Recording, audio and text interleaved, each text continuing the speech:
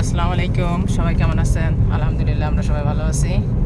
আমি এই শর্ট ভিডিওতে যেটা কভার করব সেটা হচ্ছে আয়ারল্যান্ডে স্টুডেন্ট ভিসাতে আসতে গেলে আপনাদের অ্যাপ্লিকেশনের যে রিকোয়ারমেন্টগুলো, যেহেতু আমি অনেক কোয়েশ্চেন পাইছি, সবাইকে তো একসাথে অ্যান্সার দেওয়া পসিবল না। সো আমি আর কি শর্টলি এখানে মেনশন করতেছি। সো রিকোয়ারমেন্ট কান্ট্রি হিসেবে একটু স্লাইটলি ডিফারেন্ট হতে পারে। সো আপনারা অবশ্যই চেক করে নেবেন আপনাদের ইউনিভার্সিটি প্লাস যদি এজেন্সির মাধ্যমে কেউ কাজ করেন। সো বেসিক্যালি আমি মেইনলি ফোকাস দিচ্ছি যারা আর কি বাংলাদেশ থেকে দেখবেন তাদের জন্যই।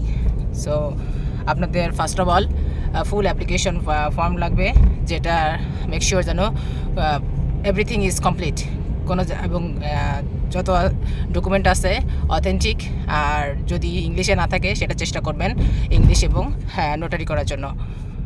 সেকেন্ড, আপনাদের পাসপোর্ট ভ্যালিড থাকতে হবে অ্যাটলিস্ট 2 ইয়ার্সের মতো। দেন আপনাদের ফটো উঠানোর সময় বিভিন্ন ধরনের আছে, চেক করে নেবেন ওগুলো, যেহেতু অনেকে হয়তো গ্লাস পরে তুলবেন, ওগুলো নট অ্যাকসেপ্টেবল।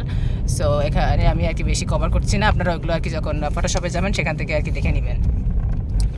দেন নেক্সট আসছে আপনাদের acceptance letter from the university. So যে ইউনিভার্সিটি থেকে আপনারা অফার লেটার পাবেন সেটা। And then next financial support.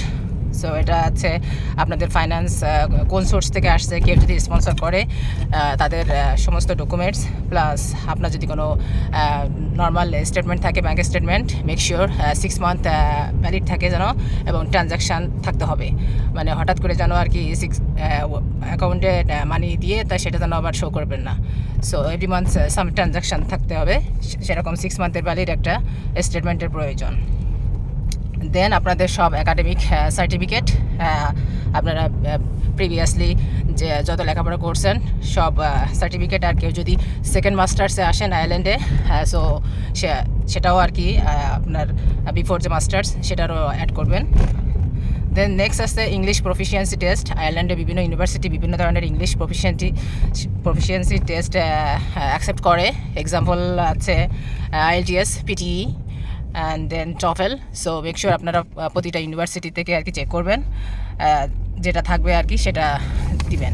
আর যদি কারোর ডিফিকাল্টিস থাকে IELTS-এ, আপনারা ডুওলিঙ্গে দিতে পারেন। ডুওলিঙ্গে অলসো অ্যাকসেপ্টেবল, অ্যান্ড এটা ইজিলি আপনারা শর্ট টাইমের ভিতরে ম্যানেজ করতে পারবেন। দেন নেক্সট আসছে আপনাদের হেলথ এবং মেডিকেল সার্টিফিকেট। নেক্সট আসছে আপনাদের ভিসা অ্যাপ্লিকেশন ফিস। সো যখন আপনারা ভিসা অ্যাপ্লিকেশন ফিসটা দিবেন ওটা রিসিট রাখবেন, যেহেতু এটা আপনাদের ভিসা অ্যাপ্লিকেশনের জন্য আর কি সাবমিট করতে হবে বেসিক্যালি। অ্যান্ড দেন নেক্সট আসছে আপনাদের SOP।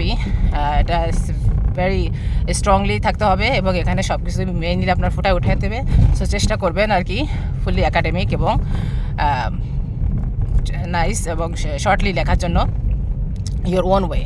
আপনারা বিভিন্ন ধরনের সাইট এবং টুলস ইউজ করতে পারবেন ব্রেন স্ট্রং করার জন্য, বাট মেক শিওর আপনারা যেন এটা নিজের ওন ওয়ার্ডে লিখবেন, যেহেতু এখন বিভিন্ন ধরনের সফটওয়্যার ইউনিভার্সিটি প্লাস ভিসা অফিসে আছে। So they can check it is আপনি নিজে লিখছেন নাকি এটা অন্য কেউ লিখছে। সো ভেরি কেয়ারফুল আর কি এখানে। অ্যান্ড দেন আপনাদের ট্রাভেল আইটেনারি। সো এটা নট ম্যান্ডেটরি, বাট আপনাদের যদি থাকে তো অবশ্যই কাছে রাখবেন আর কি। দেন আপনাদের একাডেমিক রিজমে, দেন আপনাদের হয়তো কোর্সের উপর ডিপেন্ড করে পোর্টফোলিও সাবমিট করতে হতে পারে। সো এটা ডিপেন্ড, সো এটা not for everybody. And then nextly আছে আপনাদের যে এফিডেভিট, হয়তো যদি কেউ আপনাকে স্পন্সর করতেছে, আপনার প্যারেন্টস অথবা অন্য কোনো অ্যাসেট আছে, ওগুলোর সমস্ত ডকুমেন্ট দেওয়ার চেষ্টা করবেন। আর অনেক সময় হয়তো আপনাকে ইন্টারভিউ দিতে হবে কোর্সের উপর ডিপেন্ড করে। সো এটা নট ফর এভরিওয়ান। সো চেষ্টা করবেন আর কি ইন্টারভিউ যে সমস্ত কোয়েশ্চেনগুলো আছে, প্লাস আপনার মানে কোর্স অনুযায়ী আর কি তারা কোন ধরনের কোয়েশ্চেন করতে পারে ভিসা অফিসার প্লাস ইউনিভার্সিটি।